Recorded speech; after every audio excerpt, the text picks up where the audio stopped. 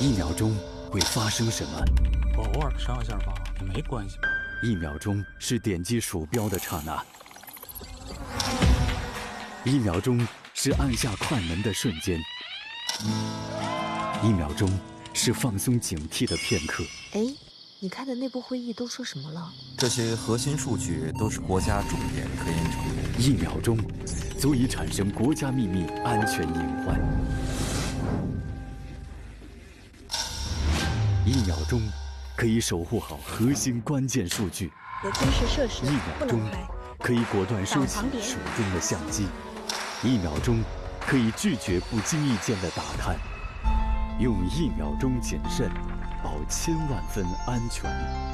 贯彻落实保密法，你我都是护密人。共筑保密防线，公民人人有责。